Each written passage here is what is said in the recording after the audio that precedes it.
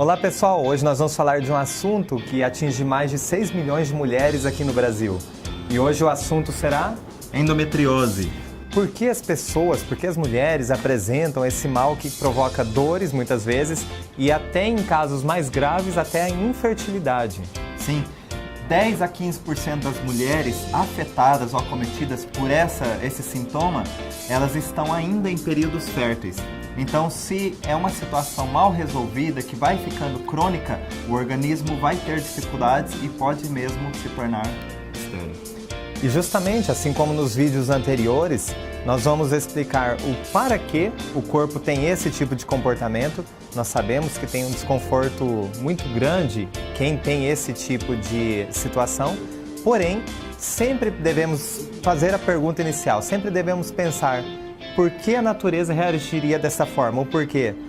Para que o meu corpo estaria tendo esse tipo de comportamento? Qual o sentido biológico disso? Então nós precisamos lembrar novamente qual é o tecido embrionário envolvido. Então, no caso da endometriose, nós temos o tecido envolvido, o endoderma. Então nós estamos falando de algo que seja vital, ou seja, algo que tenha acontecido de forma impactante, inesperada, vivido de forma isolada, com sentimento de isolamento e que tenha mudado a vida da pessoa. Então, às vezes, a mulher, ela vive uma situação e ela diz a seguinte expressão: a minha vida depois daquela situação foi, e assim por diante. Ou seja, a vida dela tem muito a ver com o contexto dramático do clima do conflito. E isso também, como faz parte do órgão sexual feminino, tem também uma grande ligação com descendentes que vêm por aí, né? Com a conotação vital sobre descendentes. Então, dentro dessa situação que a Dailton disse, também envolvendo um conflito que não foi totalmente resolvido dentro desta situação. Então, uma mulher, ela pode ter conflitos relacionados a ter filhos, mas de maneira real, simbólica, imaginária ou virtual. Porque nós podemos, por exemplo, ter adolescentes, pré-adolescentes que já, infelizmente, já estão manifestando esse tipo de sintoma e não necessariamente estão querendo ter filhos. Então, por isso que entram as conotações que não são apenas reais, mas que vão ter uma expressão para o cérebro, para que haja uma percepção suficientemente dramática para provocar um comportamento do organismo com sentido biológico.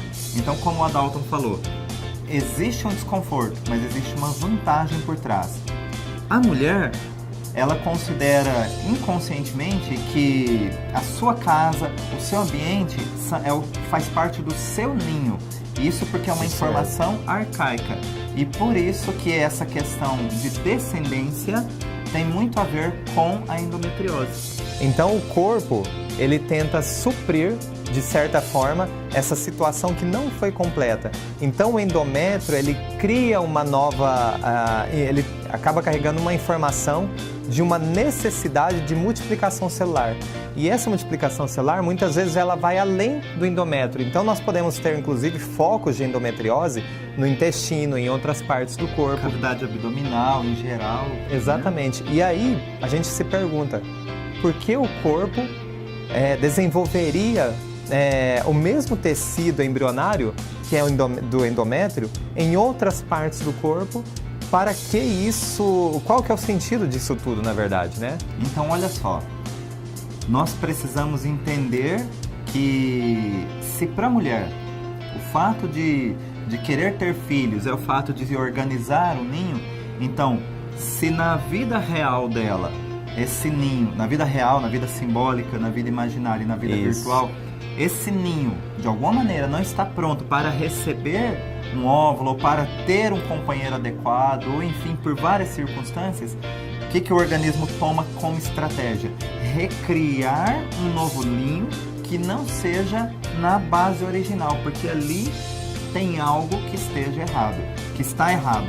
E esse algo errado é o conflito que está pendente. Então seria recriar, além da matriz original, em outros locais, o ninho adequado, onde ali sim pode-se ter uma gestação ou, de certa forma, se é imaginário ou virtual, pode-se recriar um local onde possa se ter filhos, onde possa se reproduzir de forma mais adequada, de forma mais natural possível, mas dentro de um contexto de que ali sim a natureza pode prosseguir de forma mais confortável, menos agressiva, né? Agressiva. Então você deve estar se perguntando como é que isso se encaixa então lá nas adolescentes ou pré-adolescentes que nós citamos. Então olha só, nós temos o mecanismo, a nossa percepção simbólica. Então vamos pegar, por exemplo, uma pré-adolescente que tenha lá 2, 3 irmãos mais novos, né? Onde ela precisa assumir o papel de mãe, vamos dizer, desses irmãos, porque ela talvez a até mãe porque trabalha, ou precisa ficar fora, ou enfim. Mas ela precisou, de uma forma impactante e inesperada, assumir o papel de mãe. Então, na vida real dela, não há possibilidade, é um desconforto total, é uma missão quase que ela teve que assumir sem ter condições para isso. Então, ela precisa recriar um novo ninho, porque aquele ninho original já não carrega uma informação que soa agradável para a sua percepção.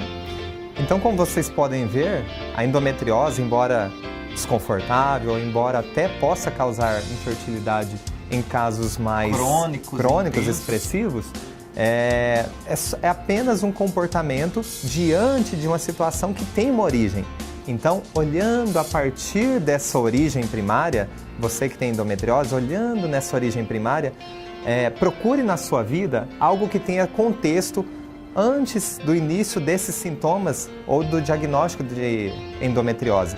E aí você pode, com atenção, dar um novo significado para esse ninho seu. Então você pode observar um ninho novo, você pode criar um ninho novo, mas que seja um ninho coerente com as suas necessidades. Exatamente, atuais, né?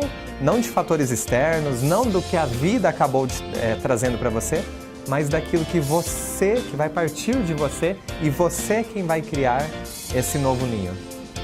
Portanto, como nós sempre estamos falando, olhe a sua história com muito amor, com muito carinho, porque se a gente olha para a nossa história do passado com lamentações, com pesares, com vitimização, isso tudo não vai conseguir contribuir para você virar a página.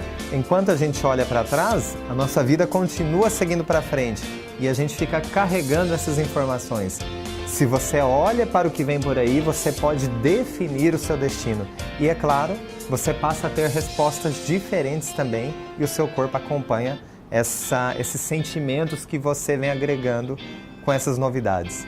E é claro também que a gente precisa considerar que muitas vezes se tornou tão crônico um caso que infelizmente vai ser um processo cirúrgico, que vai ser um dos caminhos. Mas quando nós temos um processo cirúrgico sem a intervenção sobre o fator primário, nós podemos posteriormente ter acometimentos que podem ser adjacentes ao foco inicial da endometriose.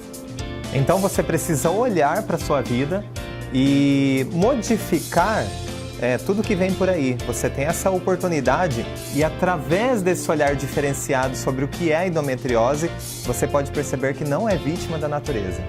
E todo esse olhar ele é tão intenso, tão profundo, que ele vai poder ajudar a modificar o comportamento da sua biologia.